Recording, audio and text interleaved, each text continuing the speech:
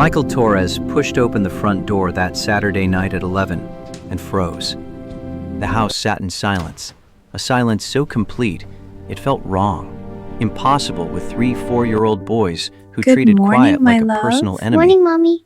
Good His mother morning, Rosa everyone. occupied the couch, her expression hovering somewhere between amused and deeply moved, a combination he'd never seen her wear in all his 35 years. He dropped his hospital bag by the door, the weight of 16 hours in the ER still pressed against his shoulders, but confusion sharpened his senses now. "Where are the boys, Mom?" Rosa's smile carried secrets. "Go check your room." His heart kicked against his ribs as he walked down the hallway. The floorboards creaked under his weight, familiar sounds in a house that suddenly felt foreign. He reached his bedroom door and hesitated, hand on the knob, then turned it slowly. What he saw stole the air from his lungs. Victoria Ashford, CEO of Ashford Healthcare Network, billionaire owner of the 7-hospital system where he worked, the woman whose face appeared on magazine covers and business news segments, lay on his bed, her arms wrapped around his 3 sons. All 4 of them slept deeply. Dried tears marked tracks down Victoria's face, but her lips curved in a smile he'd never witnessed during their months of therapy sessions, a smile that spoke of peace, of discovery, of coming home to a place she didn't know existed.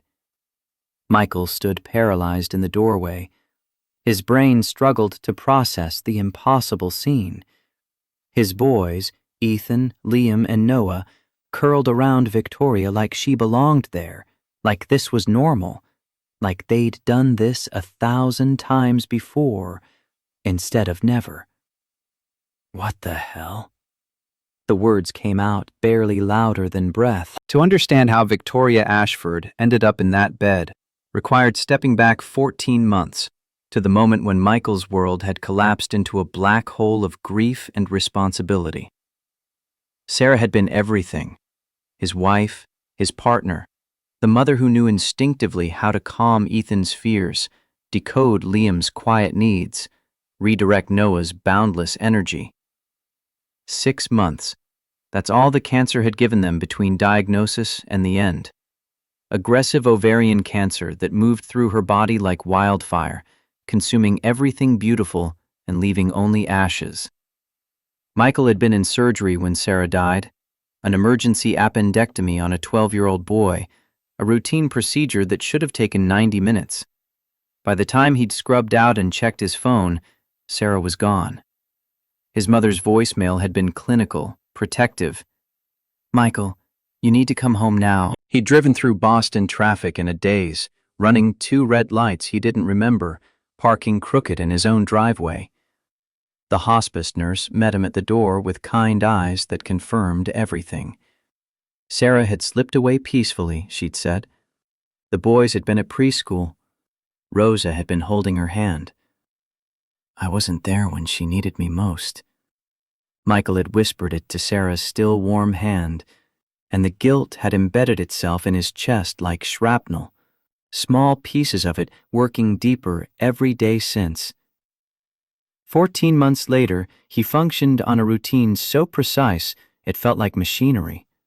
Wake at 5:30, shower while the coffee brewed, prepare breakfast while Ethan, Liam, and Noah engaged in their morning ritual of fighting over toys, bathroom space, and who got to sit in the middle chair. Drop them with Rosa, who'd moved into the house the week after Sarah's funeral and transformed the guest room into a permanent residence. Work 12-hour shifts at St. Grace Medical Center. Return home with just enough energy to play dinosaurs or build block towers before bedtime. Repeat. No breaks. No time to process his own grief. No space to imagine the future. Not when 3 lives depended on him being whole, even though inside he'd shattered into pieces he didn't know how to reassemble. The boys asked about Sarah constantly in those early months. "When is Mommy coming home from the stars?" They'd created their own mythology around death, one Rosa had encouraged with gentle stories about Sarah watching over them from heaven, keeping them safe, loving them forever. Michael had learned to smile when they needed joy, to project strength when they needed security, to hide in the shower when the crying came, because three little faces couldn't see their father break. He'd learned to function on autopilot, moving through days without truly living them, existing in survival mode that stretched ahead for years. 14 more years until the boys graduated high school, longer until they were truly independent, forever until the guilt stopped gnawing at him. Rosa watched him with worried eyes. One evening, 3 months after Sarah's death, she'd cornered him in the kitchen. "Michael, you need help. You need someone." He'd gripped the edge of the counter. "Mom, I had someone. She's gone." "Sarah would want you to live again." "I am living. For them." He gestured toward the living room where the boys crashed toy cars together, their laughter a sound that somehow made the silence in his chest louder. But Rosa was right. He wasn't living. He was surviving, and there was a difference that grew more pronounced as months accumulated. While Michael Torres navigated his grief-soaked existence in a modest 2-story house in Boston's middle-class suburbs, Victoria Ashford occupied a different universe entirely. Her corner office on the 47th floor of one financial center featured floor-to-ceiling windows that overlooked the city like a kingdom. She arrived each morning at 6:30, fresh from a 4:45 workout that left her muscles burning and her mind sharp. The first meeting started at 7. The last often didn't end until 8 at night. 12 to 14-hour workdays, 6 days a week. Sunday mornings were technically off, but her laptop remained open on the kitchen island of her penthouse, emails demanding attention even during the few hours she allowed herself to pretend at rest. The penthouse itself sprawled across 4,000 square feet of minimalist design, all clean lines and expensive emptiness. White walls, gray furniture, abstract art that cost more than most people's houses. It echoed when she walked through it. Every footstep announced her solitude. Dinner followed a pattern. Take out sushi from the same upscale place, eaten at the marble kitchen island while she reviewed quarterly reports or prepared for the next day's negotiations. The city sparkled beyond her windows, millions of lives unfolding in those lights, and Victoria sat alone in her tower, surrounded by luxury that felt increasingly like a very expensive prison. "I built a $2.3 billion empire. Why does it feel like nothing?" She'd spoken the words aloud one night, her voice absorbed by the vast space, without even an echo to acknowledge the question. The panic attack started 8 months ago, though Victoria had ignored the first few, dismissing them as stress, caffeine overconsumption, lack of sleep. During a board meeting, her heart had suddenly raced out of control, her chest constricting like someone was tightening a vice around her ribs. Air became impossible to find. The room tilted. She'd excused herself with admirable composure and locked herself in the executive bathroom for 20 minutes, gripping the marble sink while her body betrayed her. "Just stress," she told her reflection. "Meditate more. Breathe deeper. Work smarter." But the attacks returned with increasing frequency. 2, then 3 times a week. No warning, no apparent trigger. She'd be reviewing contracts or leading strategy sessions or simply riding the elevator, and suddenly her body would rebel, convinced it was dying even though every medical test came back clean. The attack that changed everything happened in a hospital hallway. Victoria had been touring St. Grace Medical Center, one of the 7 facilities in the Ashford Healthcare Network, when the familiar tightness seized her chest. She'd managed to duck into an empty corridor before the full force hit, but found herself hyperventilating against the wall, vision tunneling, convinced this time was different, this time was real, this time she was actually dying. Michael Torres found her there. He'd been heading to his office after a consult, turned a corner, and discovered the most powerful person in the hospital network gasping for air like a drowning woman. His training kicked in immediately. Calm, professional, he'd approached with steady hands and a voice that cut through her panic. "Ms. Ashford, I need you to breathe with me. In through your nose for 4 counts. 1, 2, 3, 4. Hold for 4. Out through your mouth for 4. 1, 2, 3, 4. He'd guided her to his office, sat her down, talked her through the attack with a competence that felt like a lifeline. When her breathing finally normalized, when the terror receded enough for thought to return, Victoria found herself staring at this doctor whose nameplate read, Dr. Michael Torres, Psychiatry. "This isn't just stress," he'd said, his dark eyes holding hers with uncomfortable directness. "You're experiencing panic disorder. Untreated, it will destroy you." Victoria's walls snapped back into place. "I don't need therapy. I need to work harder." No. His contradiction held no apology. "You need help. Real help. This won't stop on its own."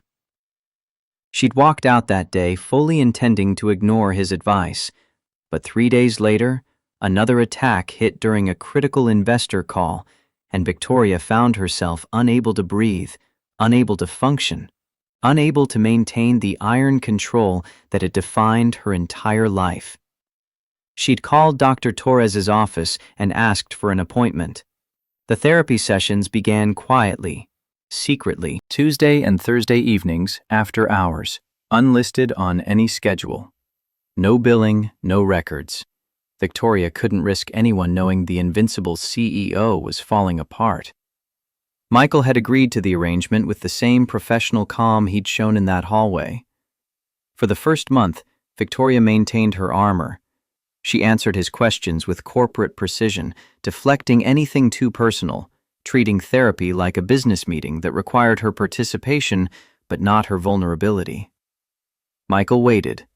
He asked probing questions about happiness, fulfillment, purpose. He listened to her describe her empire with the detached observation of someone studying a specimen. The breakthrough came during their 6th session. Victoria had arrived directly from a 14-hour day, exhausted in a way that went beyond physical tiredness. Michael had asked a simple question. "When was the last time you felt truly happy?" Victoria opened her mouth to answer and found nothing there. The silence stretched. Minutes passed. Michael didn't push. Finally, she'd whispered the truth. "I don't remember. Maybe never?" The admission cracked something open. Words started flowing about the pressure of being William Ashford's granddaughter, the weight of expectations, the constant need to prove herself worthy of the empire she'd inherited. About reaching 40 years old with no husband because she'd never found someone who wanted her rather than her money. About postponing children year after year, too early, career to consolidate, there's time, always more time, until suddenly there wasn't. Every birthday I tell myself, next year. But next year never comes. Victoria's hands trembled in her lap. I'm 40. No husband, no children, no family except my mother who only calls to criticize my choices. What would make you feel whole? Michael's question cut to the core. For the first time in years, Victoria cried. I don't know. That's what terrifies me. Michael maintained professional boundaries despite finding himself drawn to her intelligence, her hidden vulnerability, the glimpses of the woman beneath the CEO armor. He told himself it was simple attraction, nothing actionable. She was grieving a life never lived.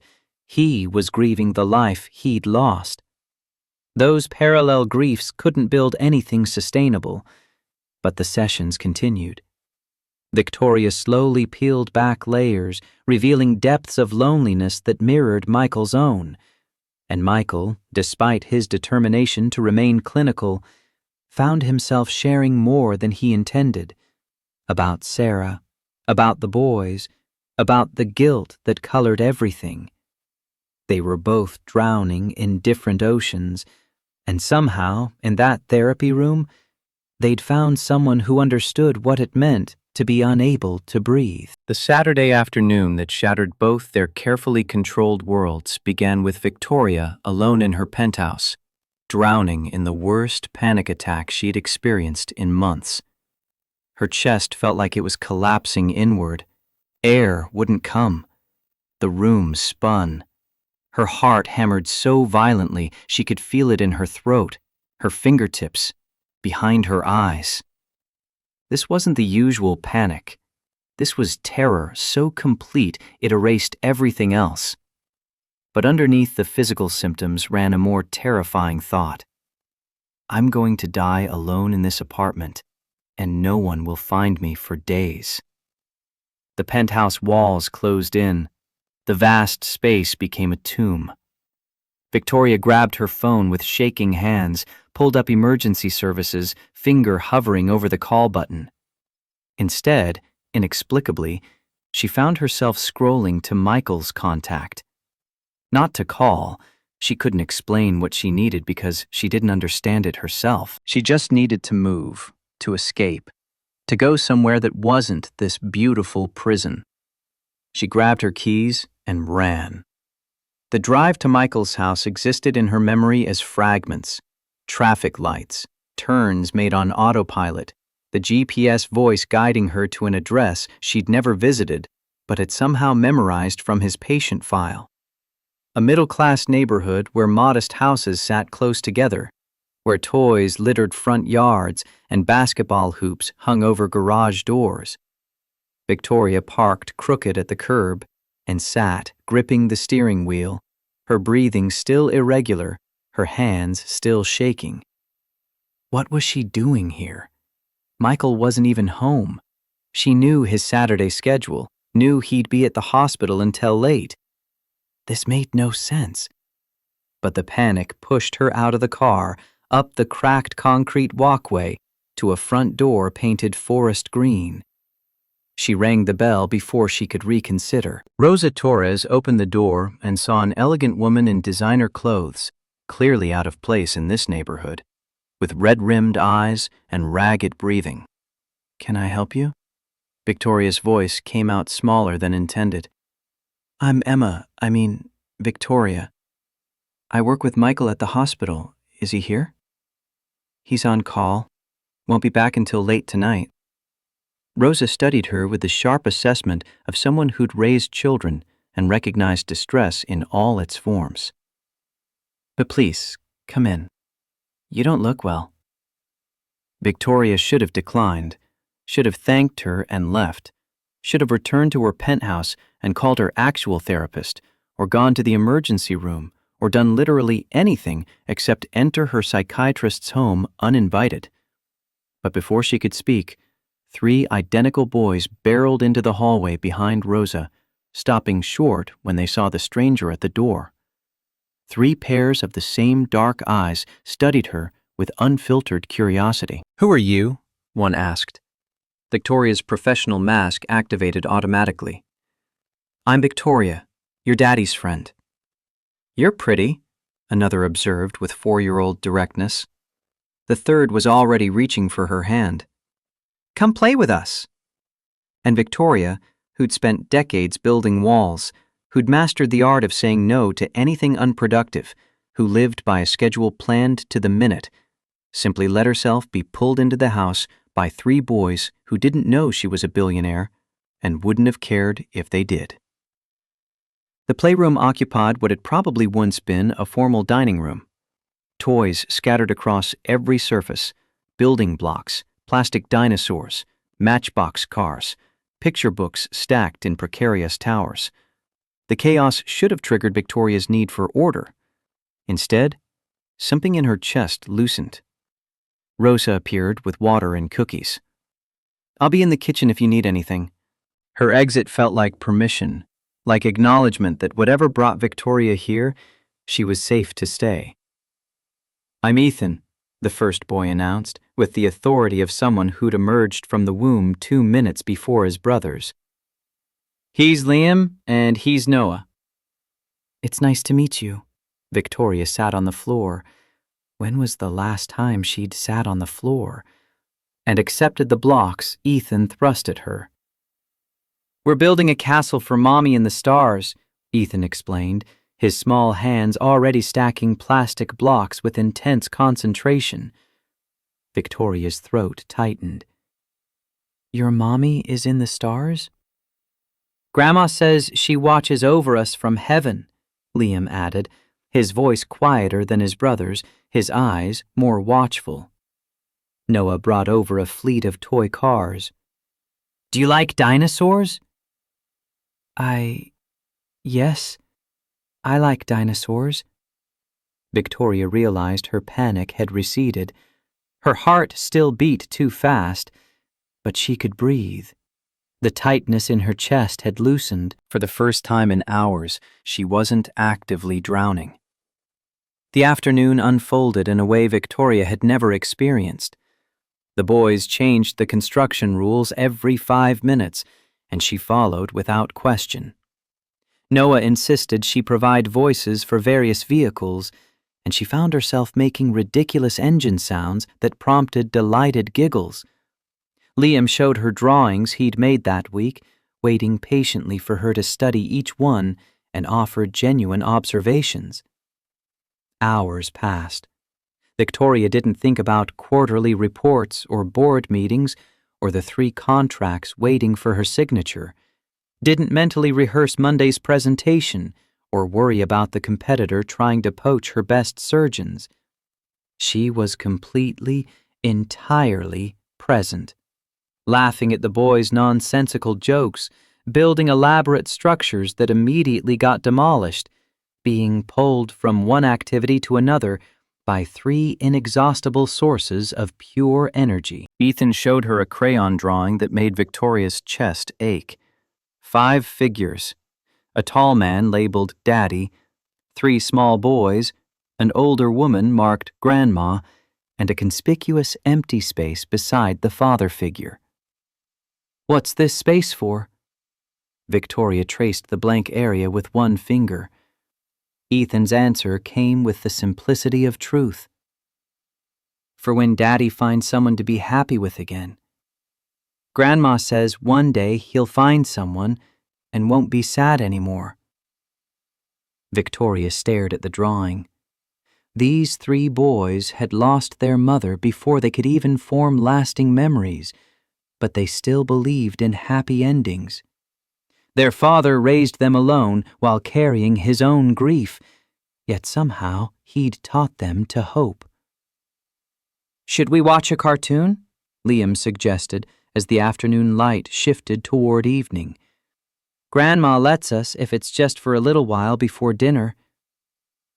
They piled onto the small couch in the playroom, all 3 competing for space in Victoria's lap. She turned on the television to the channel they indicated. The show made no sense to her. Loud colors, incomprehensible plot, characters that defied physics. But the boys watched with rapt attention, occasionally shouting excited commentary at the screen. Victoria held them, feeling the warm weight of their small bodies, the trust with which they leaned against her, the way Noah's hand found hers and gripped tight.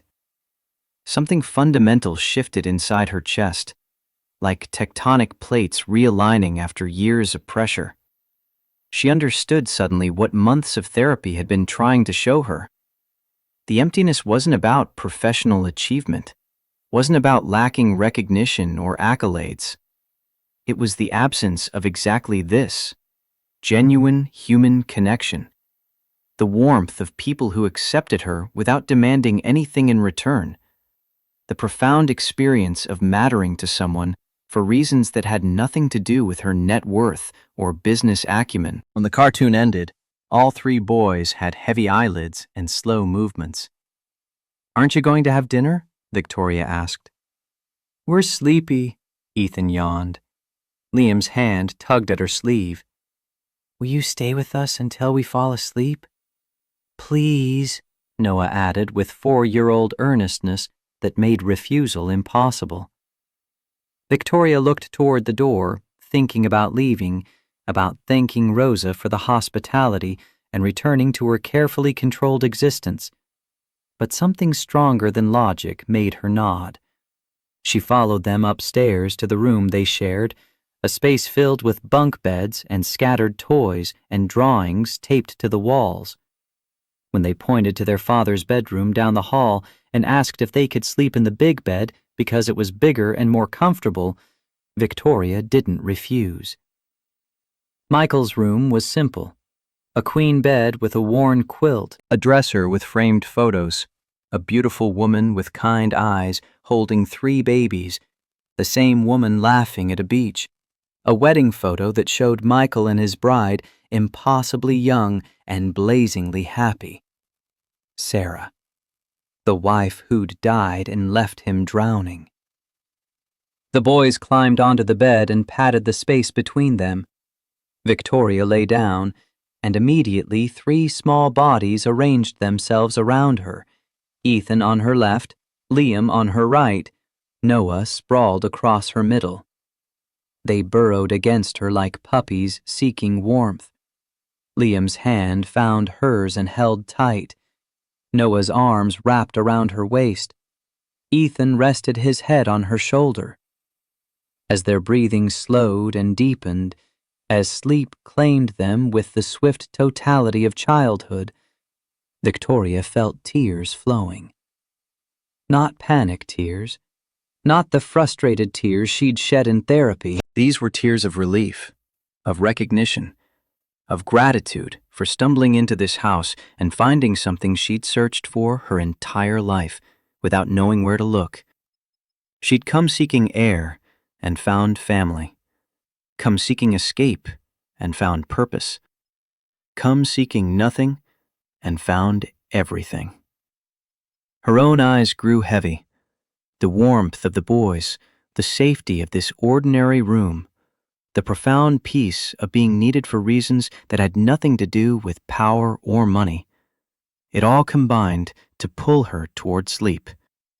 She fought it briefly, thinking she should leave before Michael returned, but exhaustion won. Victoria's last conscious thought was how perfectly right this felt, how completely wrong her entire life had been until this moment. When Michael opened his bedroom door 4 hours later and found his CEO sleeping in his bed surrounded by his sons, the universe tilted on its axis. He stood in the doorway long enough for his brain to cycle through shock, confusion, concern, and something he couldn't quite name. Victoria Ashford, the woman who commanded hospitals with ice-cold efficiency, who appeared on financial news networks discussing profit margins and healthcare innovation, looked younger in sleep, vulnerable, her face relaxed in a way he'd never seen during their therapy sessions.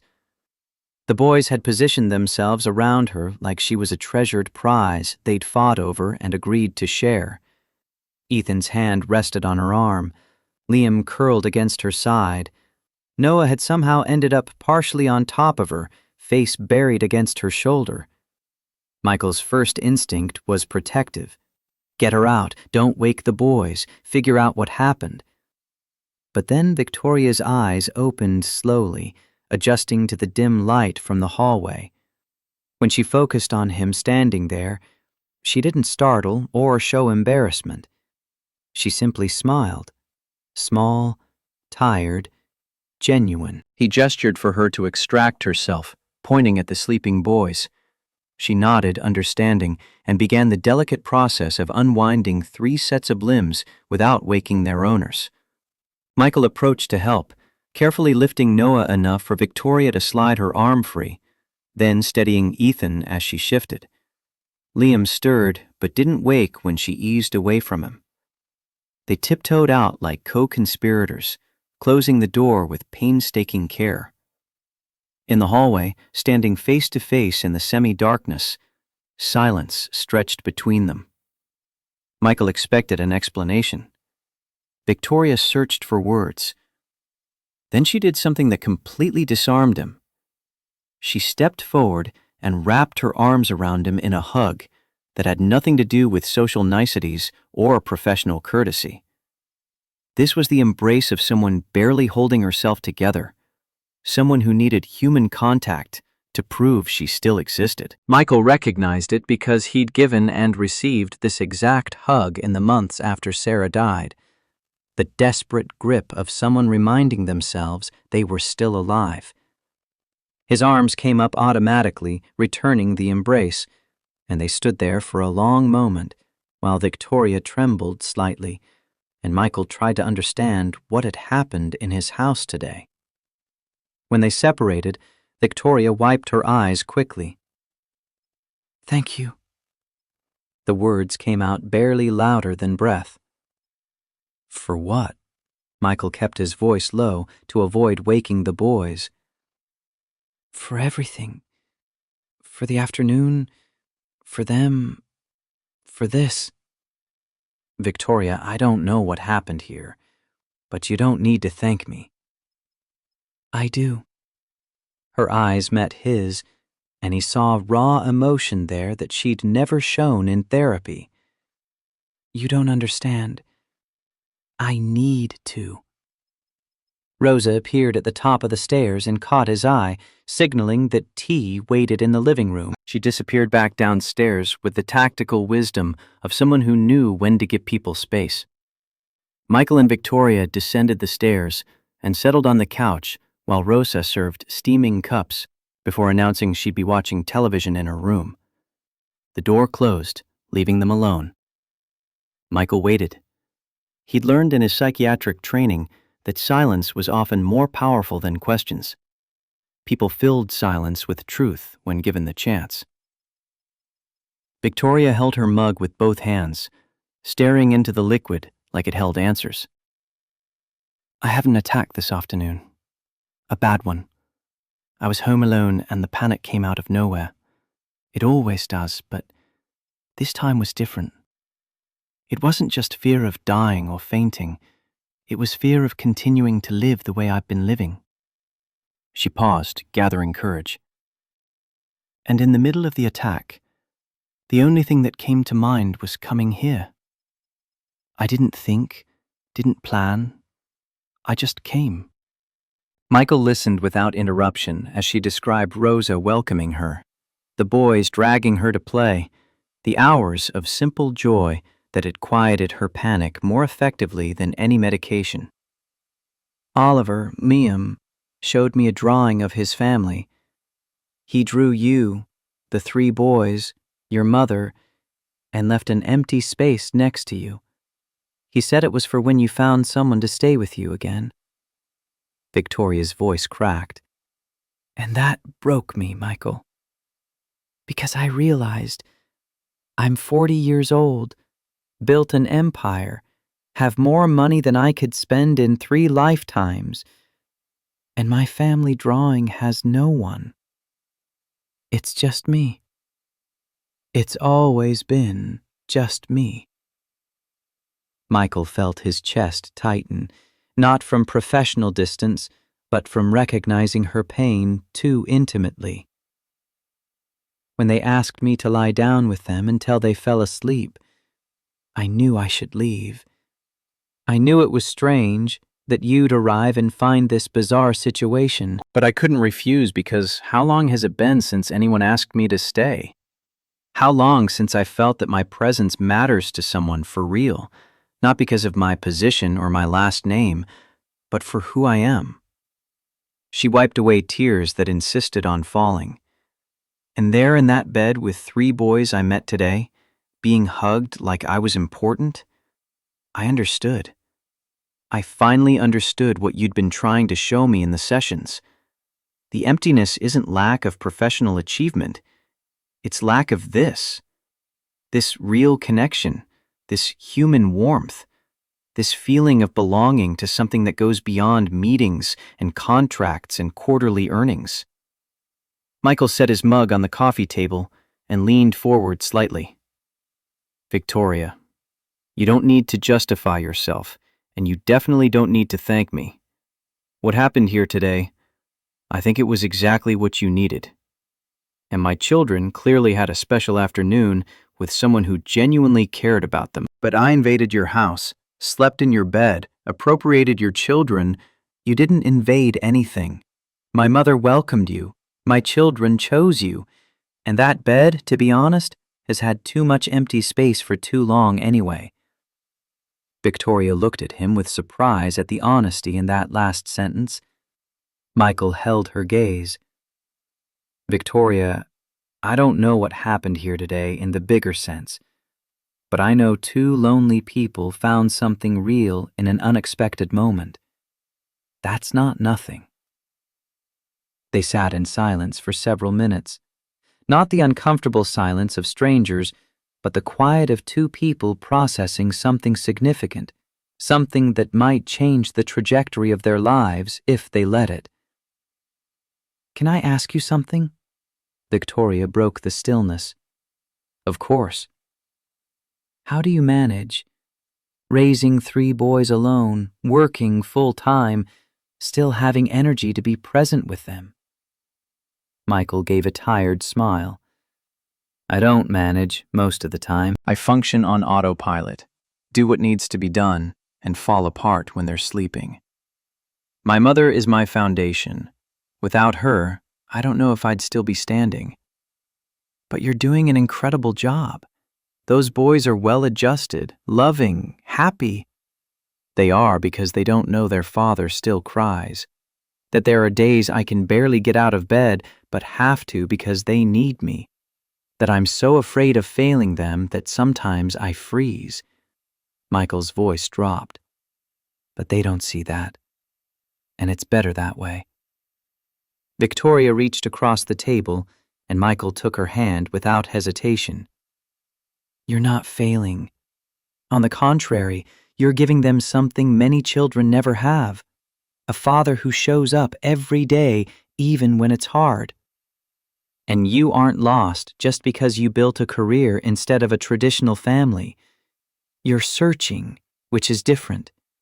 And today, you found a piece of what you were looking for. That's not nothing. Their hands remained joined on the table, and in that touch existed something that transcended professional boundaries. Neither acknowledged it explicitly, but both felt the shift. Can I come back? Victoria's question emerged quietly, vulnerable. It doesn't have to be every week, but maybe one Saturday from time to time? To see the boys? Michael squeezed her hand gently. I think they'd love that. They asked about the pretty lady 90 times before falling asleep. She smiled through her tears. So, until next Saturday? Until next Saturday, Victoria. When she finally stood to leave, when they said goodbye at the door with a hug that lasted several seconds longer than friendship required, both knew that night had altered more than just an afternoon of playing. It had opened a door neither had known existed, one that led towards something neither could name yet, but both wanted to explore. Victoria drove back to her penthouse with the ghost sensation of small arms around her, the echo of children's laughter in her ears, and for the first time in months, the panic stayed quiet. She'd sought air to breathe and found an entire atmosphere. She'd sought escape from emptiness and stumbled into fullness. Michael returned to check on his sleeping sons, standing in the doorway of his bedroom, watching their peaceful faces. The house felt different now, like Victoria had left something invisible but tangible behind. Possibility, perhaps, or hope, or simply the reminder that his life didn't have to be defined entirely by loss. Rosa found him there 20 minutes later, still watching the boys sleep. She's good with them, Rosa observed. She is. But son, Be careful. Michael turned to face his mother. Careful of what? They're getting attached. And if she leaves... She won't leave, Mom. Rosa's expression held the sorrow of experience. Everyone leaves, Michael. Sarah didn't choose to, but she left, and these boys can't handle another loss. The warning landed in Michael's chest with uncomfortable weight, but he pushed it aside. Victoria had found something precious in his home, in his children. She wouldn't abandon that. She couldn't.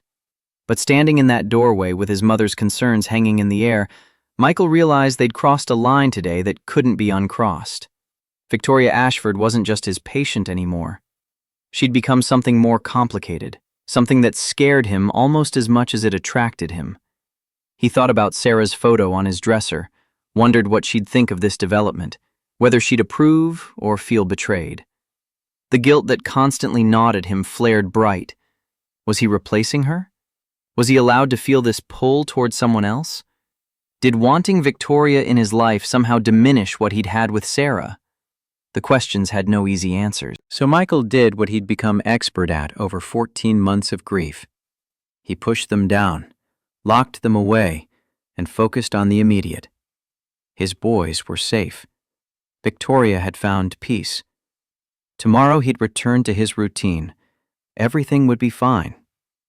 Except deep in his gut, he knew nothing would ever be quite the same again.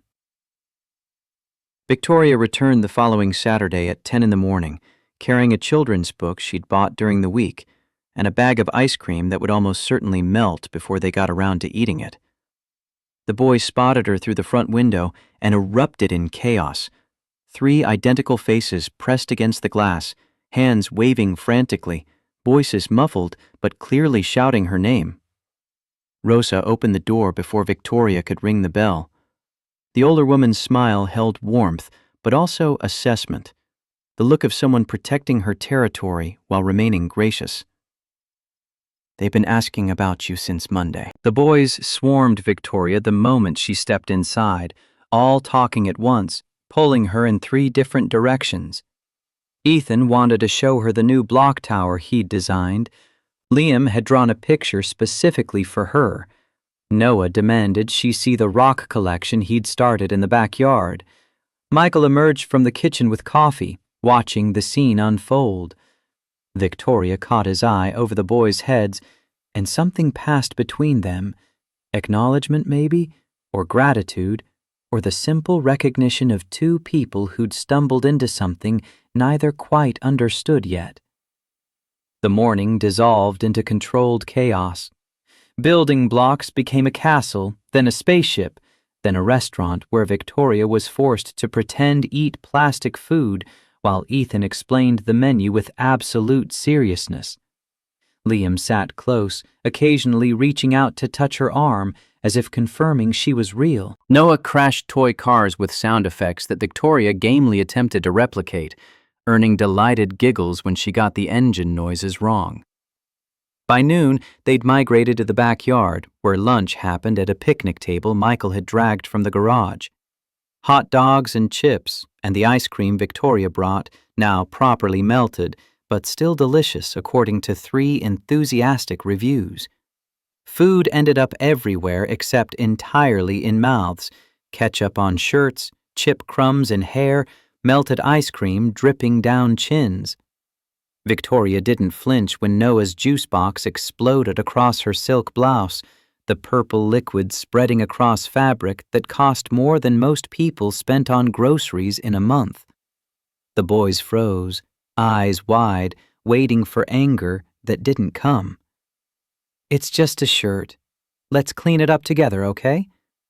Michael observed from the back door, coffee mug in hand, struck by the ease with which Victoria had adapted to chaos. This woman who commanded boardrooms and negotiated million-dollar contracts was on her knees soaking up juice with paper towels, while Noah apologized in a tiny voice and she assured him accidents happen to everyone. But Michael also noticed his mother's expression, concerned, guarded, protective. Rosa was watching Victoria with the wariness of someone who'd seen her son devastated once and refused to let it happen again. Later, after the boys had been corralled into watching cartoons, Rosa pulled Michael into the kitchen. "She's wonderful with them."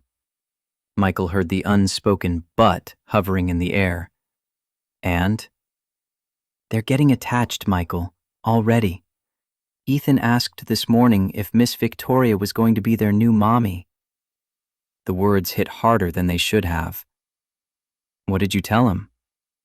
"That she's Daddy's friend who likes to visit.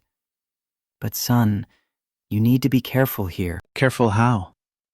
Rosa's eyes held the grief of her own losses. A husband gone 10 years now.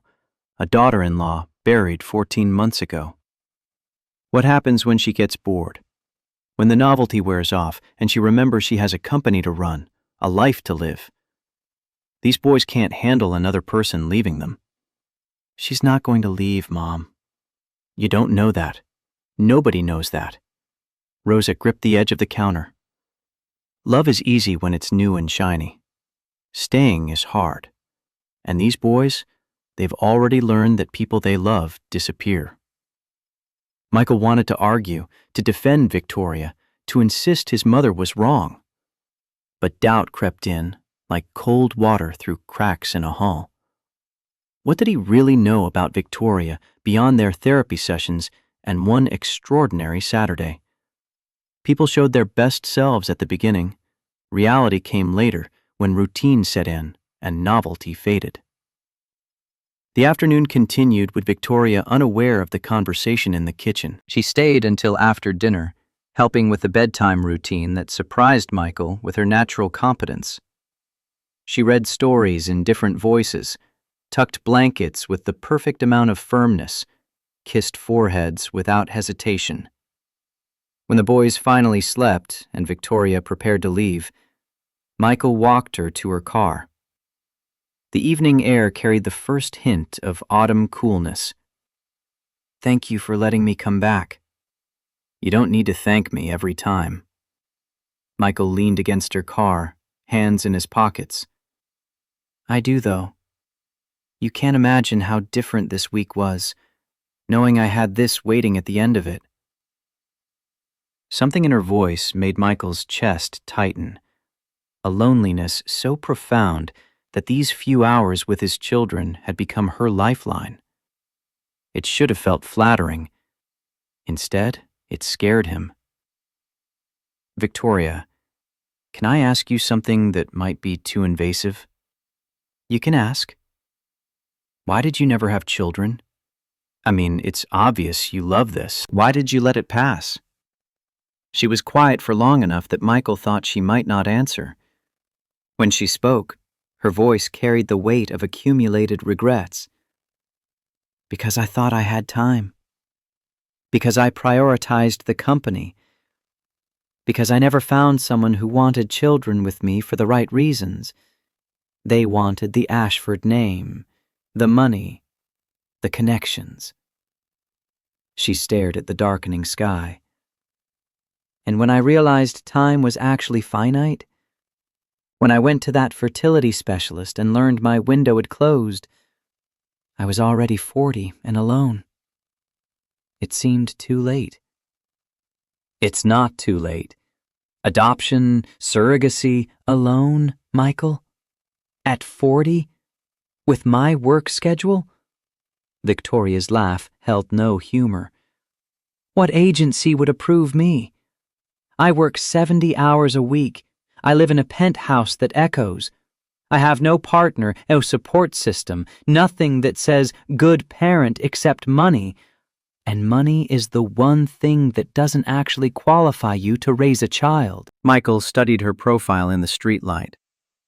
"You know I'm raising 3 alone, right?" "You weren't alone when they were born. You had a partner, had a plan. I'd be starting from zero, no reference, no instinct, no idea what I'm doing. It's different." "Different isn't impossible." Victoria turned to look at him directly, and something in her expression made Michael's pulse quicken. "Can I ask you something now?" Of course. Have you thought about having someone again? Not for the boys to have a mother figure, for you to have company, partnership, someone to share this life with? The question struck deep. Michael took a long time answering, watching his own breath fog in the cooling air. I think about it. Then I feel guilty, like it's betrayal. Like Sarah died last week instead of 14 months ago. And there are the boys to consider. How do I explain that someone new is going to appear? How do I guarantee this person won't leave and hurt them worse? You don't guarantee anything. Victoria's voice softened. Nobody guarantees anything in life. But that doesn't mean you have to stay trapped in grief forever. And you? Why did you never allow yourself to have someone for real? Someone who wanted you and not your empire? Because everyone wanted the Ashford heiress, not Victoria. They wanted access, connections, status. And when I couldn't separate what was real from what was interest anymore, I stopped trying. She wrapped her arms around herself. Must be lonely, people say. And yes, it is. But you know what's worse? Not realizing you're alone until you find something that reminds you what it feels like not to be. They looked at each other across the small space between them, and something unspoken filled the gap. Recognition, attraction, possibility. Neither was ready to name it, but both felt it like electricity in the air before a storm. These Saturdays have been the first thing I've looked forward to anxiously in years. Not because they're breaks from work, I like work, but because here I'm not the CEO. I'm not the heiress. I'm just me, and people here like me for that. Michael reached out and took her hand. The touch felt simultaneously natural and dangerous. You're welcome here whenever you want. Not as CEO, not as patient, as Victoria, the person my children adore and who He stopped, realizing he'd been about to say something too revealing too soon. Who you what? Her question came barely louder than breath. Who I like having around. The safer version, the one that didn't expose how much he'd thought about her this week, how many times he'd caught himself wanting to text her, how the house had felt emptier on the days between her visits. But Victoria's eyes said she understood what he hadn't spoken aloud. The Saturdays became routine over the following weeks. Victoria arrived at 10, stayed through lunch, sometimes lingered until after dinner. The boys stopped asking when she'd visit and started planning what they'd do when she came. Rosa's cooking expanded to accommodate 4 adults instead of 2, though her worried glances at Michael continued. The boys' attachment deepened visibly. Ethan started saving his best drawings for Victoria. Liam asked her opinion on important matters, like which superhero was strongest. Noah, the most reserved of the 3, began seeking her out specifically when he was hurt or upset, wanting her comfort over everyone else's. Michael watched it happen with a mixture of joy and terror. His sons were healing, opening their hearts to someone new, but his mother's warning echoed constantly. What happens when she leaves? The shift began subtly. Conversations between Michael and Victoria grew longer, deeper, extending beyond the boys. Accidental touches became more frequent, hands brushing while reaching for the same toy, shoulders bumping in the narrow kitchen, fingers grazing when passing plates at dinner. Eye contact lasted seconds longer than necessary. One Tuesday evening, Michael sent a text before he could overthink it. Dinner tomorrow? Just the 2 of us. No kids, no therapy. Victoria's response came within minutes. Like a date? Michael stared at his phone, heart pounding. Was it a date? Could it be? Should it be? Like two adults who could use conversation that doesn't involve dinosaurs or building blocks. Her reply, I'd like that. They met at a small Italian restaurant in the North End, far enough from the hospital to avoid running into colleagues. The booth in the back corner gave them privacy, candlelight flickering between them while they navigated the strange territory of being together without the boys or therapy as buffer. Talk flowed easily once they relaxed. Books they'd loved, movies that moved them, childhood stories that revealed who they'd been before life had shaped them into who they were now. Michael learned Victoria had wanted to be a veterinarian as a child, but bowed to family pressure to study business. Victoria discovered Michael had considered philosophy before choosing medicine, drawn to questions about meaning and existence. They carefully avoided certain topics: Sarah, Victoria's panic attacks, the boys, the future. This was an island outside normal life, a space where they could simply be two people enjoying each other's company. 3 hours passed like 30 minutes. The restaurant staff began cleaning around them before they noticed the time. In the parking lot, saying goodbye felt awkward in a way that hadn't existed at Michael's house. Victoria moved in for a hug, and it lasted longer than friendship warranted. Michael's arms tightened around her, and he breathed in the scent of her perfume mixed with something uniquely her. When they separated, the air between them felt charged. Same time next week? Michael's voice came out rougher than intended. I'd like that very much. They almost kissed. Both leaned in slightly, caught themselves, pulled back. Not yet. Not while everything remained so complicated and undefined. But driving home separately, both smiled in their cars, feeling something that resembled hope. The Tuesday dinners became routine alongside the Saturday visits. Weeks turned into months. Hand-holding graduated from accidental to intentional. Goodbye hugs extended until they bordered on embrace. Goodnight kisses materialized, chaste, brief, but unmistakably romantic. Neither pushed for more. Michael's guilt about Sarah resurfaces regularly, manifesting in dreams where she asked him why he was replacing her, why she wasn't enough, why he'd moved on so quickly. He'd wake in cold sweats, gripped by the certainty that loving Victoria somehow diminished what he'd had with Sarah. Victoria battled her own demons.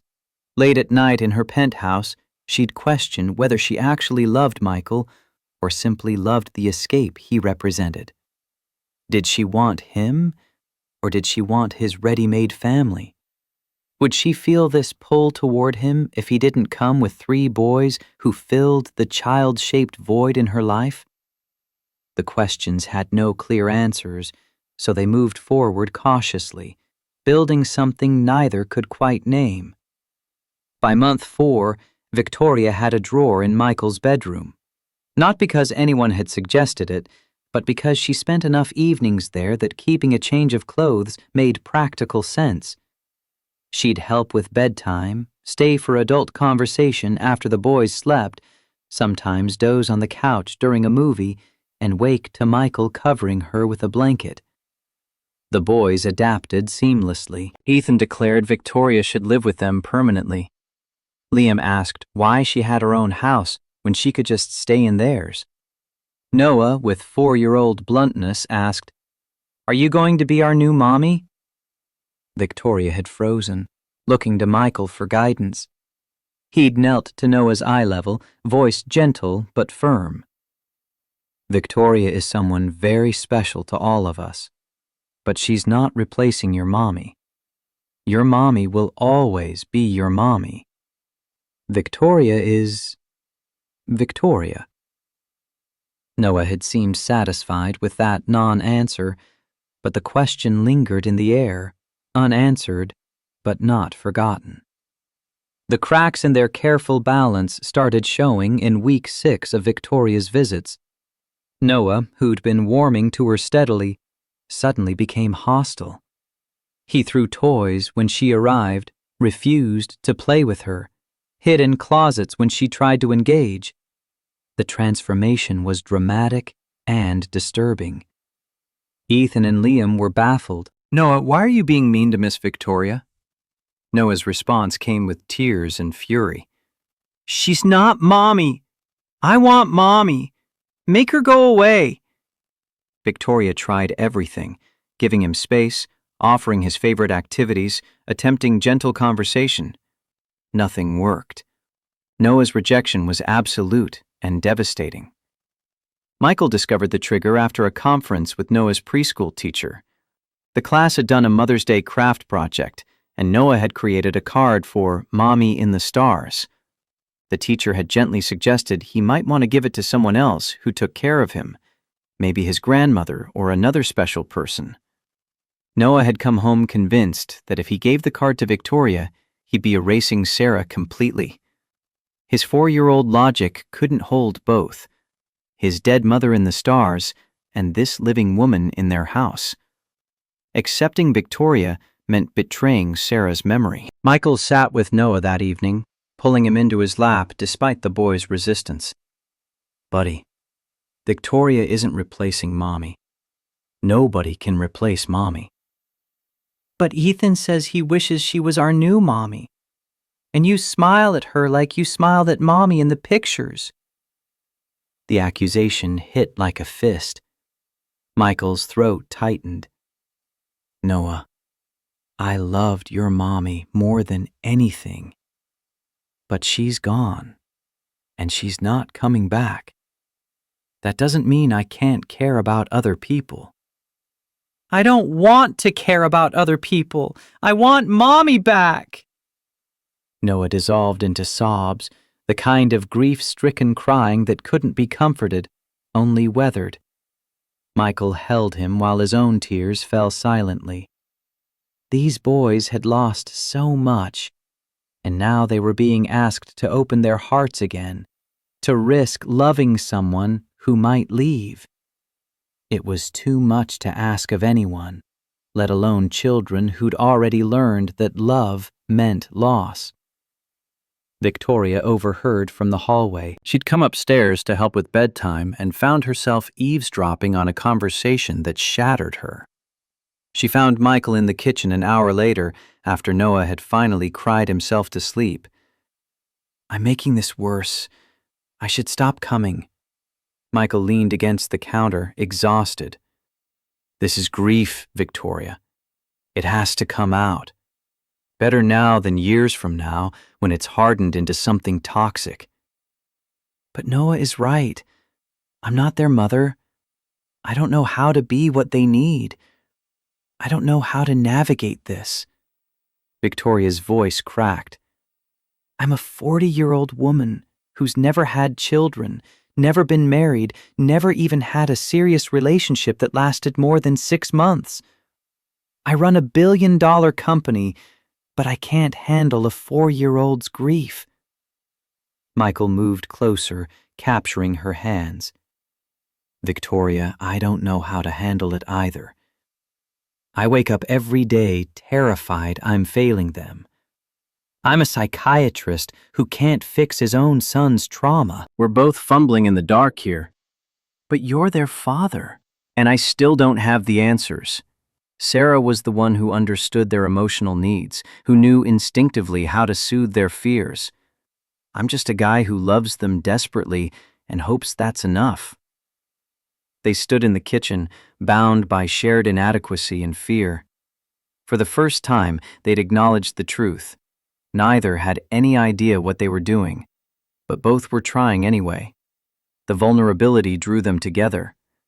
Michael pulled Victoria into an embrace that had nothing to do with romance and everything to do with mutual need. Two people drowning in different ways, finding someone else who understood what it meant to be unable to breathe. "I'm scared," Victoria whispered against his shoulder. "Me too." They stood like that for a long time, holding each other up. Week 8 brought Michael's text proposing Tuesday dinner for just the two of them. Week 10 brought another. By week 16, the pattern was established. Saturdays with the family, Tuesdays with each other. The relationship deepened without either acknowledging it explicitly. They were dating, though neither used that word. They were falling for each other, though neither spoke it aloud. They were building towards something serious while pretending they were just enjoying each other's company. Michael found himself comparing Victoria to Sarah in quiet moments, immediately feeling guilty for it. Sarah had been warm, spontaneous, comfortable with mess and chaos. Victoria was controlled, precise, needed structure. Sarah had laughed easily and cried openly. Victoria guarded her emotions behind professional walls that only occasionally cracked. Were those differences good or bad? Michael didn't know. He just knew that when Victoria smiled at him, something in his chest loosened. When she wasn't around, the house felt emptier than it had before she'd started coming. But was that love, or just loneliness seeking comfort? Victoria's own internal battle raged constantly. She'd catch herself planning her week around Saturday, feeling genuine excitement about spending time with the boys. But then doubt would creep in. Did she love Michael? Or did she love what he represented? Family, belonging, purpose beyond profit margins. If Michael didn't have the boys, would she even be interested in him? The question haunted her because she couldn't answer it honestly. Month 4 brought another shift. Victoria started staying later on Saturdays, helping with dinner, participating in bedtime routines with increasing confidence. She learned that Ethan needed extra cuddles before sleep, that Liam required his stuffed elephant positioned exactly right, that Noah wanted the closet door open precisely 6 inches. Rosa watched it all with hawk eyes, her concern morphing into something closer to approval, but never quite reaching acceptance. She pulled Michael aside one evening after Victoria left. "She's good for you." Michael heard the unspoken but again. Why does that sound like the beginning of a warning? Because love is easy in the beginning. Bills and sick kids and ordinary life, that's when you find out who stays and who runs. You think Victoria would run?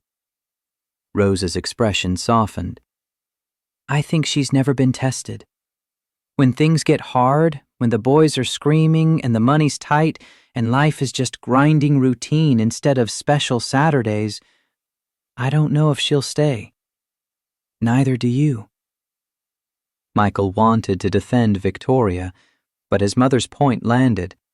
They'd been existing in a bubble where Victoria showed up for the good parts, playtime, laughter, bonding moments. Real life involved tantrums and illness and exhaustion and conflict. Could Victoria handle that? Would she want to? The answer came sooner than expected. One Saturday, Noah spilled an entire cup of juice across Victoria's designer blouse. Not the accidental splash from weeks ago, but a full-on dump that soaked her from collar to waist. The boys held their breath, waiting for the anger. Victoria's face tightened. For a moment, Michael saw the CEO beneath the surface, the woman used to control and order. Then she breathed deliberately and forced a smile. It's fine. Accidents happen. Let's clean it up. But her voice held an edge that hadn't been there before. The smile didn't reach her eyes. And when Noah apologized in a tiny voice, Victoria's response came out clipped, professional. It's okay, Noah. Just be more careful next time.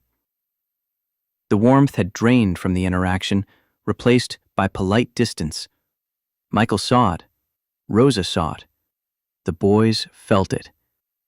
The afternoon limped along with Victoria trying to recapture her earlier ease, but not quite managing it. She left earlier than usual, claiming a headache. The goodbye hug with Michael felt perfunctory. After she drove away, Rosa spoke the thought Michael was avoiding.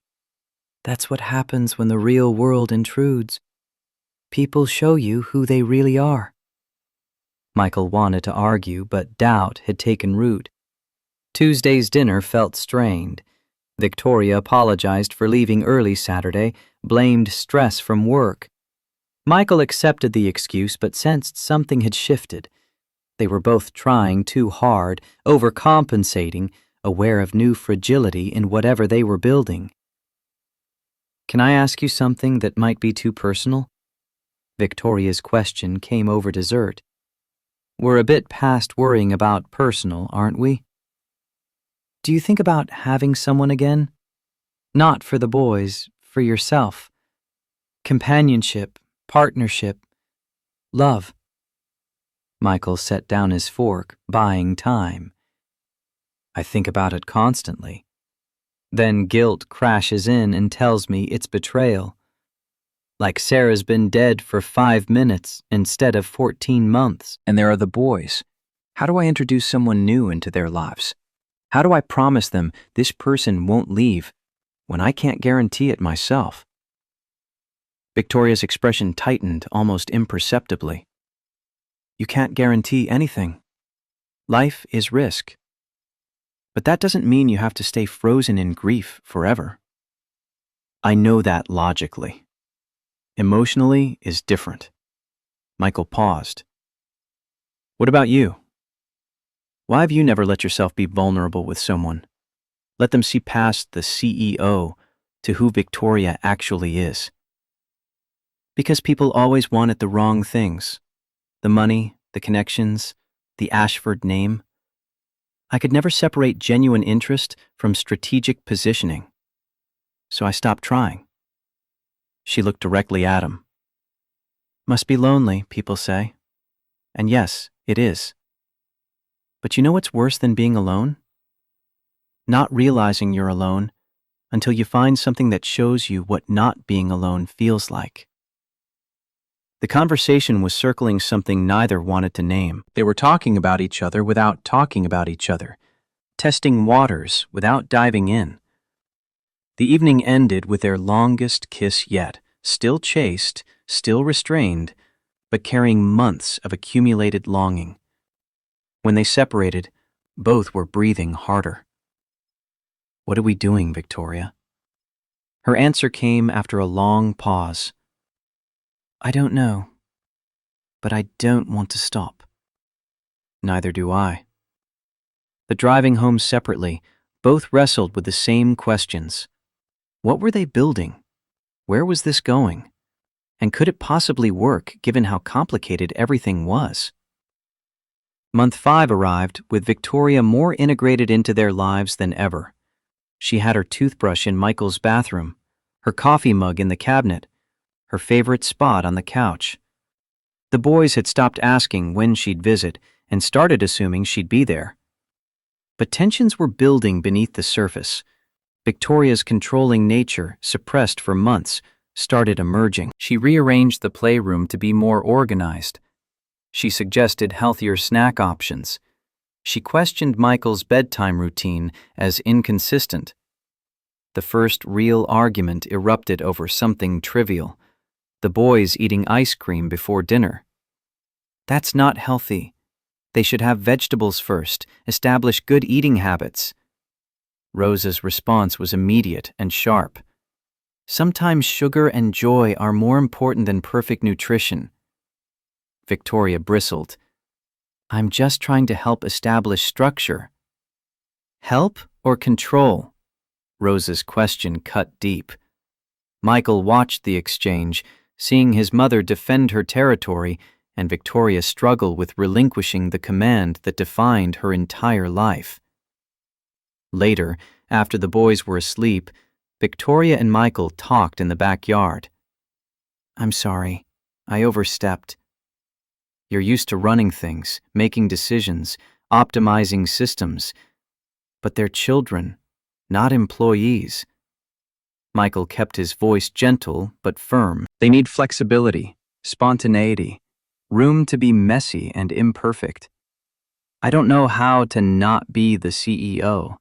It's all I've ever been." Victoria's admission carried real pain. I walk into any situation and immediately start identifying problems and implementing solutions. It's automatic. Then learn to turn it off, because control kills joy, and these boys need joy more than they need optimization. Victoria nodded, but Michael saw the struggle in her eyes. Could she change something so fundamental to who she was? Did she even want to? The warning signs were there, but both chose to ignore them, too invested in what they were building to acknowledge the cracks in the foundation.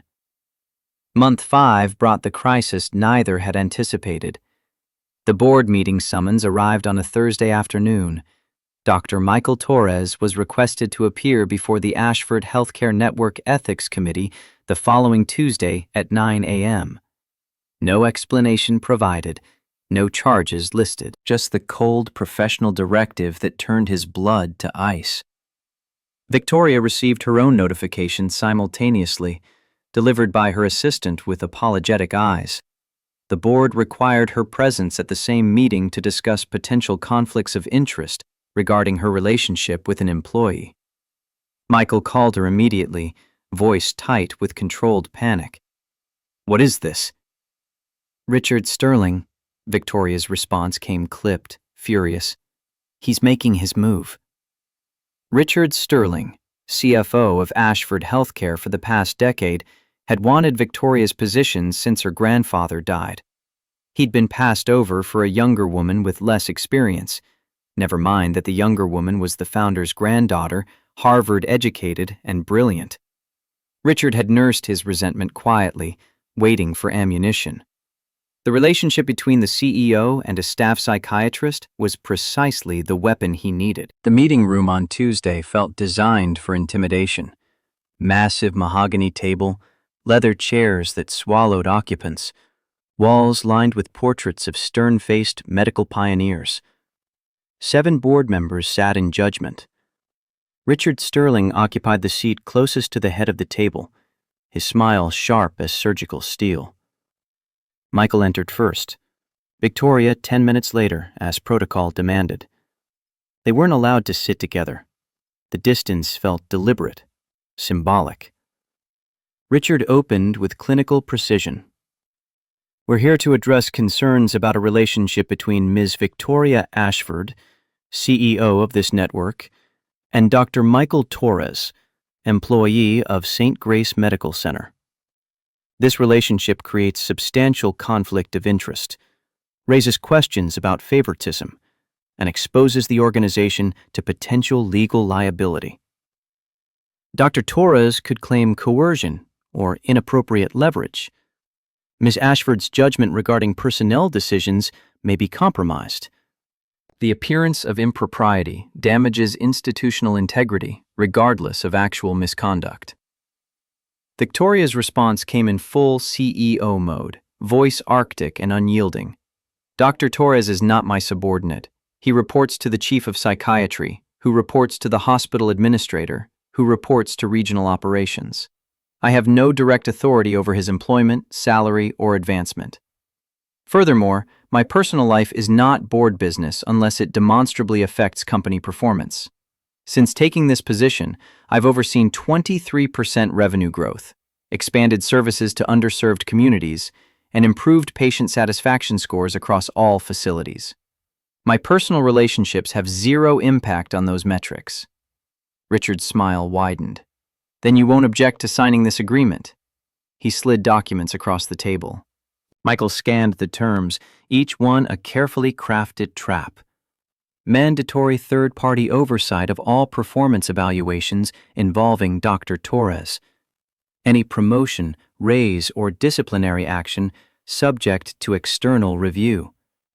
If the relationship ends adversely, one party must resign from the network within 30 days. Both parties acknowledge potential conflicts and agree to heightened scrutiny of all professional interactions. Victoria's jaw tightened. Refusing would validate Richard's concerns about the relationship's seriousness.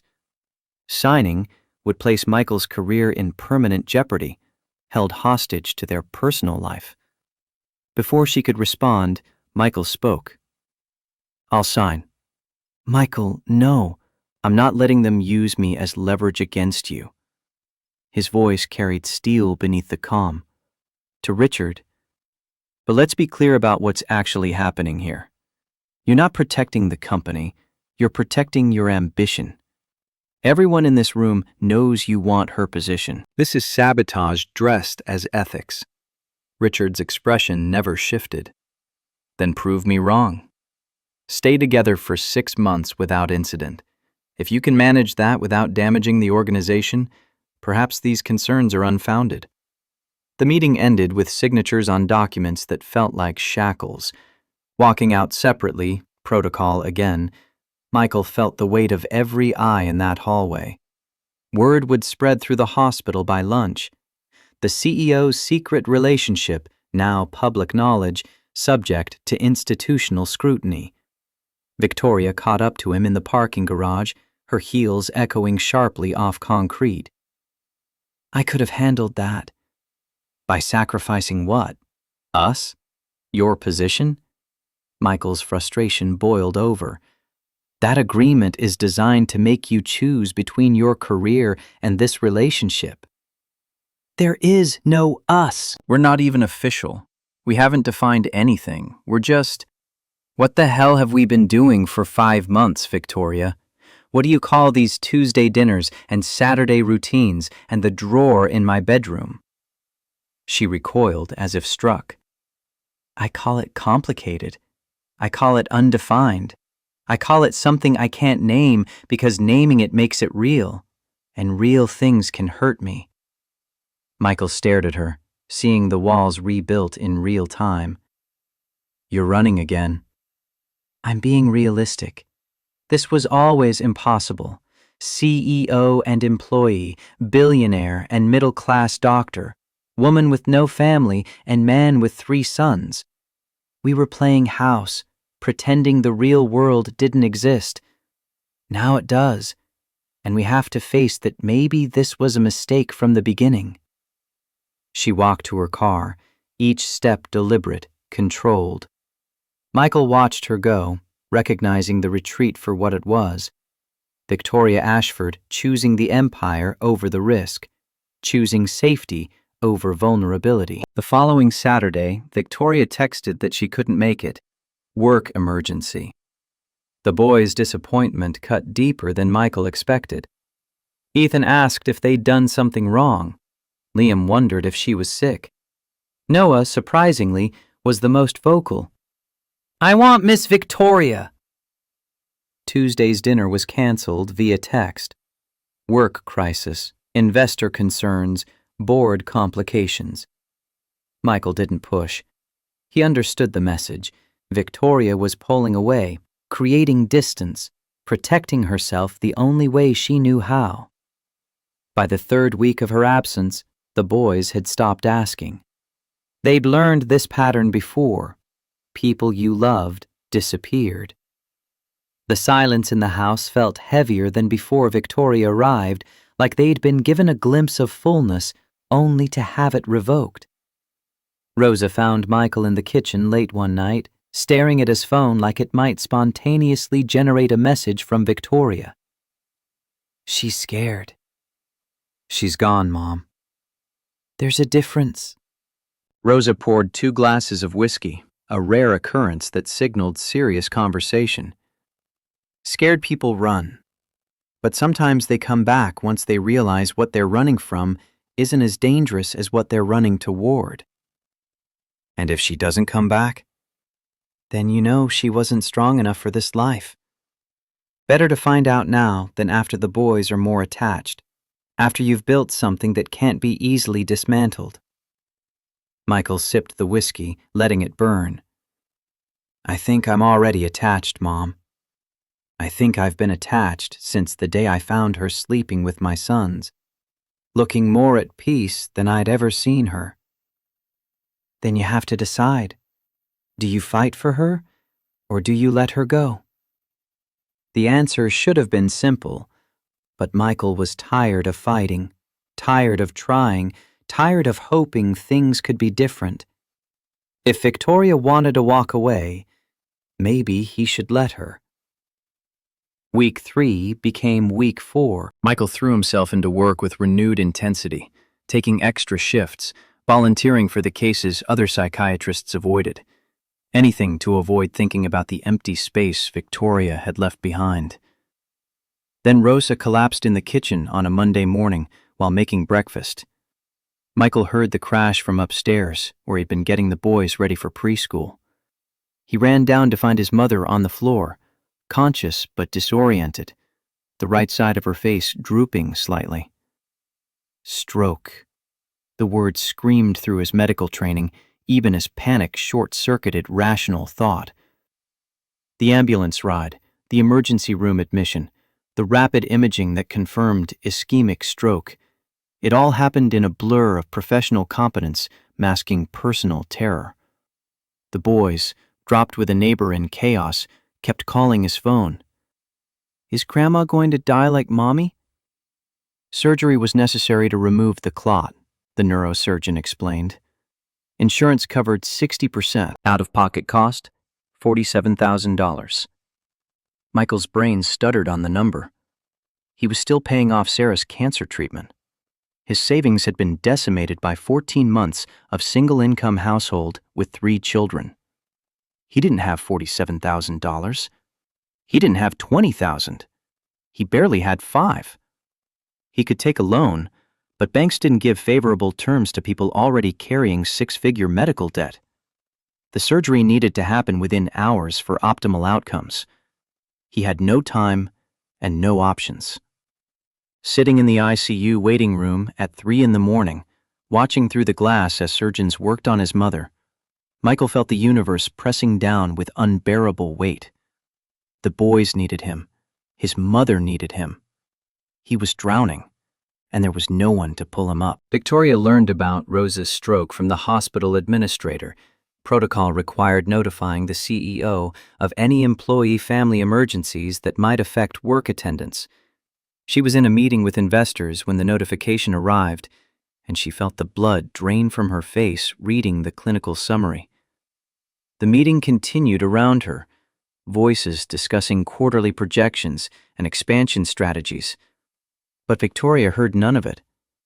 Her mind was in that ICU, imagining Michael's terror, the boys' fear, Rosa's fragile mortality. She excused herself with bare apologies and drove to St. Grace Medical Center, breaking multiple traffic laws in the process. Finding Michael was easy. He sat alone in the ICU waiting room, still wearing yesterday's clothes, unshaven, hollow-eyed. The boys were nowhere visible. Michael. He looked up, and for a moment something like relief crossed his face, before it hardened into something colder. What are you doing here? I heard about Rosa. Is she... She's in surgery, and I don't have time for this conversation right now. Victoria sat anyway, maintaining careful distance. I can cover the costs. No. Michael, don't be stubborn. I said no. I don't need your charity. It's not charity, it's... She stopped, searching for words that wouldn't sound condescending. It's what people do for people they care about. We're not people who care about each other, Victoria. You made that abundantly clear when you disappeared for a month. His voice was flat, exhausted beyond emotion. You were right that day in the parking garage. This was always impossible. We were playing house, pretending reality didn't exist. Now reality exists, and I can't afford to have you in my life making it more complicated. That's not fair. Fair? Michael's laugh held no humor. You walked away the moment things got difficult. The board put pressure on us, and you ran. That's who you are. Someone who runs when reality intrudes on the fantasy. Before Victoria could respond, noise erupted down the hallway. Noah's voice, followed by Ethan and Liam, all 3 boys breaking away from the nurse who'd been watching them and running toward the waiting room. Noah saw Victoria first. "Miss Victoria!" He slammed into her with the full force of his small body, arms wrapping around her waist, face buried against her stomach. The impact nearly knocked her over. Liam and Ethan followed immediately, all three boys talking at once, crying, grabbing at her like she was a life raft in stormy seas. "We missed you! Where did you go? Grandma's sick and we're scared." But it was Noah who broke her. Noah, whose next words came out in a sob that shattered every wall Victoria had rebuilt. "Don't leave again. Please don't leave like Mommy and Grandma. Please stay. Please." Victoria sank to her knees, gathering all three boys against her, and the tears she'd been holding back for a month came flooding out. Not delicate tears, ugly, gasping sobs that shook her entire body. "I'm so sorry. I'm so sorry I left. I was scared and stupid, and I hurt you, and I'm so sorry." She looked up at Michael over the boys' heads, and he saw something in her expression he'd never witnessed before. Complete, unguarded vulnerability. The CEO armor was gone. The controlled facade had shattered. This was just Victoria, raw and broken and terrified. "I'm not leaving again. I'm staying. You can hate me for disappearing. You can refuse my help with the medical bills. You can tell me I'm not welcome in your life anymore. But I'm not leaving these boys. I'm not leaving you. I'm done running." Michael wanted to stay angry, wanted to maintain the protective distance that kept him from being hurt again. But watching Victoria on her knees, surrounded by his sobbing sons, seeing her own tears mixing with theirs, something in his chest cracked wide open.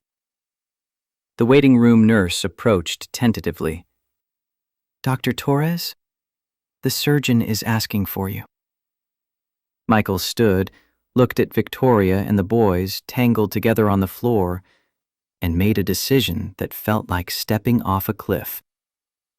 "Stay with them. Please. I'll be back."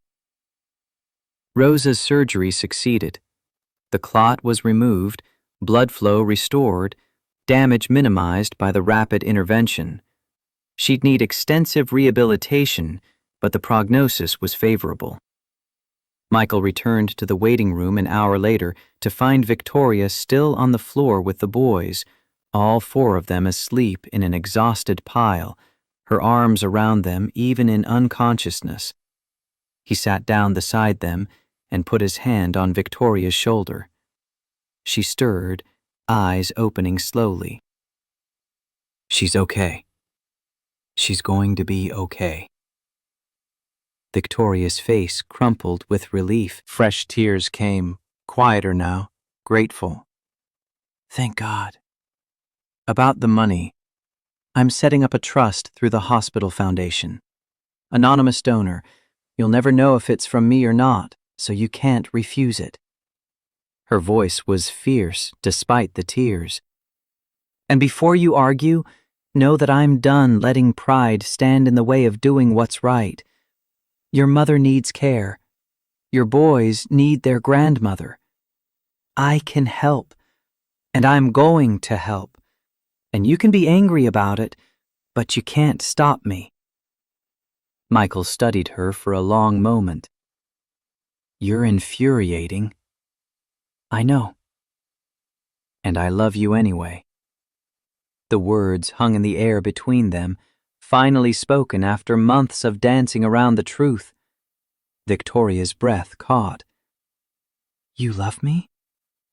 "I've loved you since the day I found you in my bed with my sons, looking more at peace than I'd ever seen you. I've loved you through every Tuesday dinner and Saturday afternoon. I loved you when you were here, and I loved you when you left, and I love you now, even though you make me crazy." Victoria's hand found his. I love you too. Not the life you offer, not the escape from my emptiness. You. Michael Torres, the man who found me hyperventilating in a hallway and refused to let me drown. The father who cries in the shower because he's terrified of failing his sons. The widower who's brave enough to love again despite the guilt. I love all of you, including the broken parts. They sat in the waiting room holding hands, 3 sleeping boys piled between them, and acknowledged what had been true from the beginning. They belonged together, complications and all. The following weeks brought new routines. Victoria worked from Michael's house 2 days a week, laptop open at the kitchen table, while Rosa recovered upstairs. She hired the best physical therapists, arranged for home health aides, made sure Rosa received everything she needed, without making it obvious the money came from Ashford coffers. The boys adapted seamlessly to Victoria's increased presence. She was there for breakfast chaos and bedtime rituals, homework help, and playground visits. She learned to let go of control, to embrace mess and spontaneity, to find joy in the disorder that defined life with 3 4-year-olds. Rosa, confined to bed during early recovery, had extensive time to observe. She watched Victoria struggle with patience when the boys fought, saw her bite back controlling impulses when things didn't go according to plan, witnessed her learning, adapting, becoming someone who could thrive in the beautiful mess of family life. One afternoon, Rosa called Victoria to her bedroom for private conversation. You came back. Victoria sat beside the bed, taking Rosa's hand carefully. The right side still had reduced sensation. I should never have left. You were scared. Terrified. Of failing them, of not being enough, of proving everyone right who said I wasn't cut out for this. Victoria's thumb traced circles on Rosa's palm. But being away was worse than being scared. Nothing in my life meant anything without them. Rosa studied her with eyes that missed nothing. Do you love my son? Yes, more than I knew I could love anyone. Enough to stay when it's hard? When it's not special Saturdays and Tuesday dinners, but sick kids and tight money and grinding routine. Victoria met her eyes directly. I'm not going anywhere. Ever. I know you don't fully trust me yet, and I don't blame you, but I'm going to prove it through action, not words. I'm here for the long term, the hard parts, all of it. Rosa squeezed her hand weakly. Then welcome to the family, Victoria. Because that's what we do. We stay. The tears came again, but these were different. These were tears of acceptance, of belonging, of finally finding home.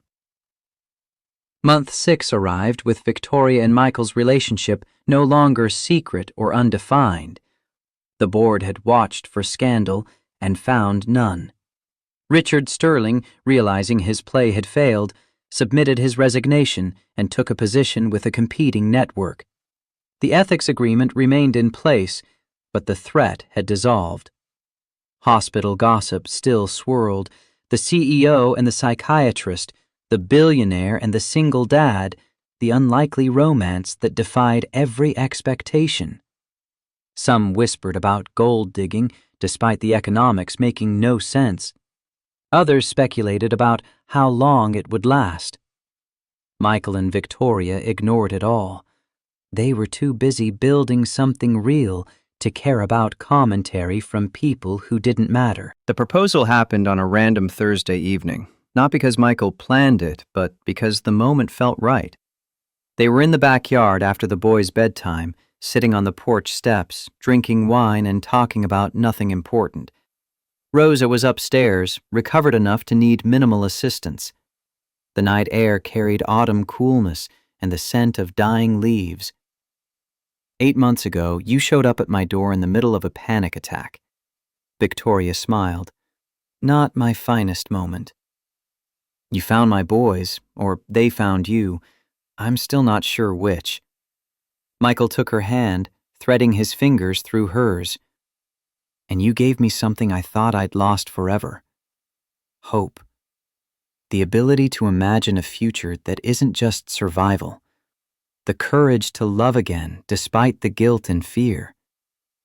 Michael, I loved Sarah. I'll always love her. But she's gone. And you're here.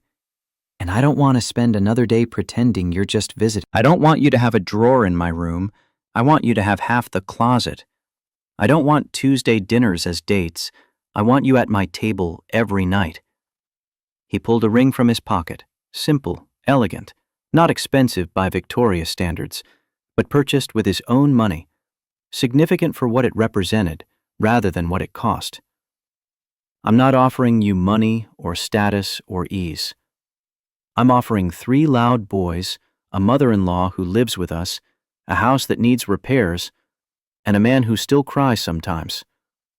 I'm offering medical debt and tight budgets and chaos. But I'm also offering real love, the kind that builds life instead of just avoiding loneliness.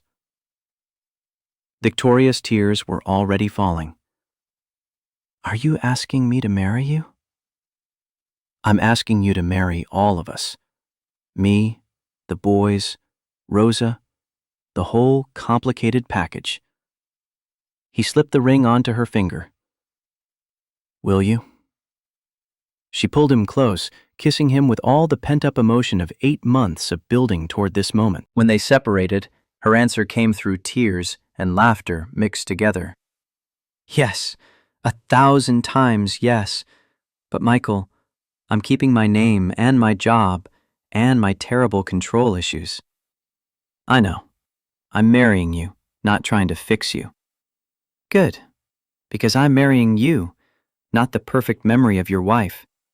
I'm marrying the real, complicated, still grieving man who's brave enough to love again. They sat on those steps until well past midnight, planning a future that would be messy and complicated and absolutely worth it. The boys learned about the engagement the next morning over pancakes, Rosa's recipe, Victoria's execution, Michael supervising while 3 boys created disaster zones with syrup. So we have something important to tell you guys. 3 sets of identical eyes looked up, syrup sticky faces waiting. Victoria took over, voice steadier than she felt. Your dad asked me to marry him, and I said yes. That means I'm going to live here with you, be part of your family, officially. How do you feel about that? Ethan's response came immediately. Does that mean you're our new mommy? Victoria knelt down to his eye level, bringing herself to all 3 boys. I won't ever replace your mommy. She'll always be your mommy, the one who gave birth to you, who loved you first, who watches over you from the stars. I'm just Victoria, who loves you very much and wants to be part of your life. Is that okay? Liam's question was practical. Will you still do the funny voices when you read stories? Every single night. Noah's contribution surprised everyone. I love you, Victoria. First time he'd said it. First time he'd chosen her voluntarily, without prompting.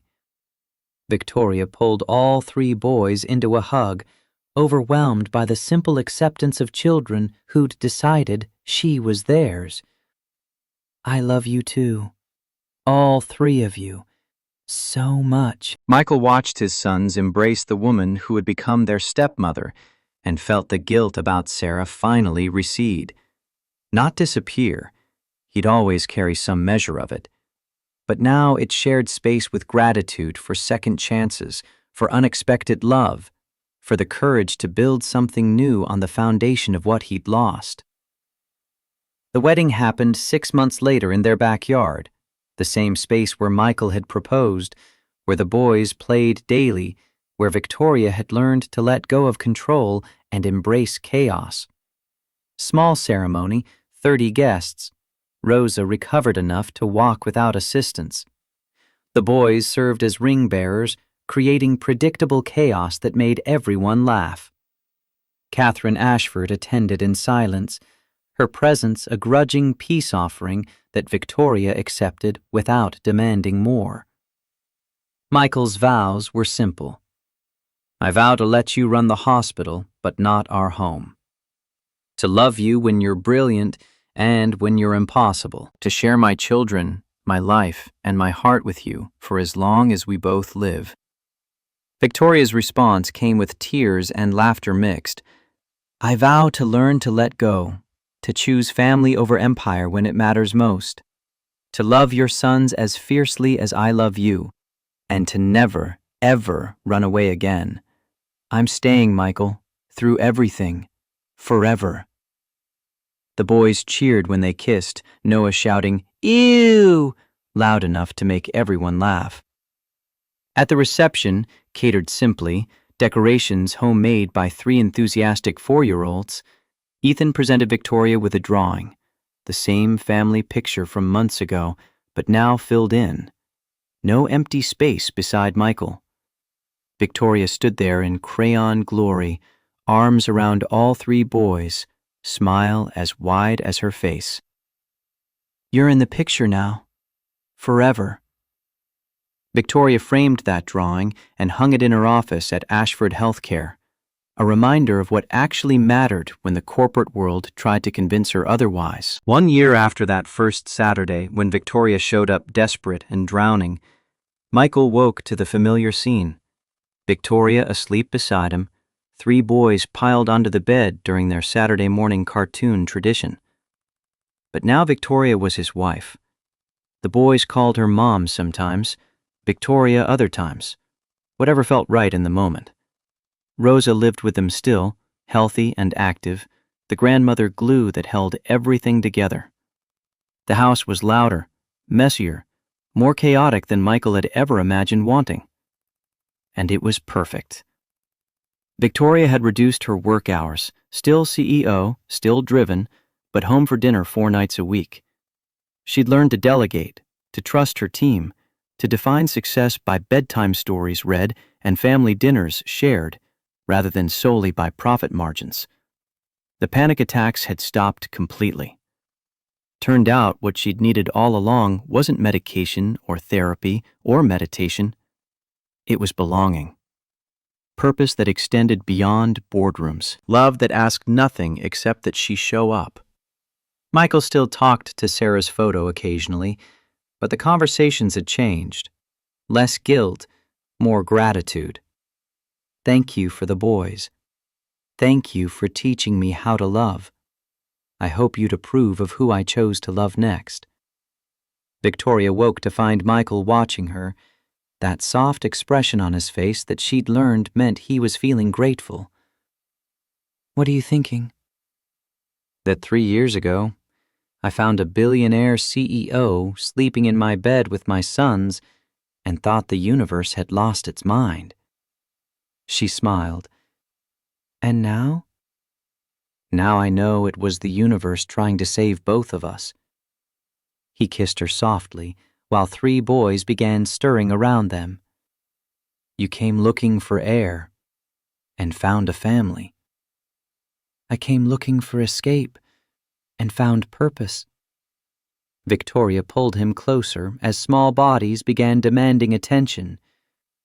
We both came looking for nothing and found everything. The morning dissolved into beautiful chaos. Boys bouncing on the bed, demands for Saturday pancakes, Victoria trying to impose order while Michael encouraged disorder, Rosa's laughter floating up from downstairs where she'd started breakfast. This was life now. Messy, loud, complicated, exhausting, absolutely perfect. Victoria had built a $2.3 billion empire and discovered it meant nothing compared to this. 3 boys who needed her, a man who loved her, a family who'd chosen her.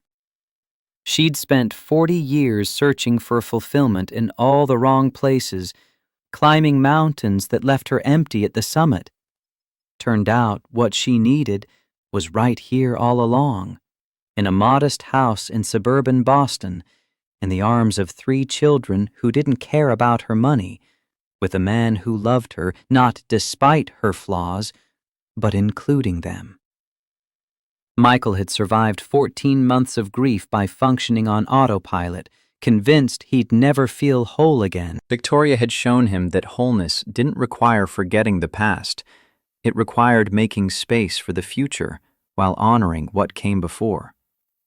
They'd both been drowning in different oceans, and somehow they'd found each other and learned to swim.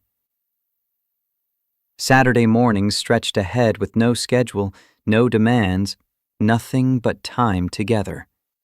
3 boys and 2 adults tangled in blankets, laughing at cartoons, eating pancakes that Rosa brought upstairs on a tray, existing in the perfect imperfection of family life. Victoria had finally stopped running. Michael had finally stopped merely surviving. Together, they'd built something neither could have created alone. A blended family born from loss and loneliness, held together by love and stubborn hope. The rest would come. Challenges and conflicts, hard days and harder nights, all the complications of merging lives and raising children and navigating 2 careers. But they'd face it together, and that made all the difference. 3 years ago, on an ordinary Saturday night, Michael Torres had opened his bedroom door and found the impossible. Today, it was simply home.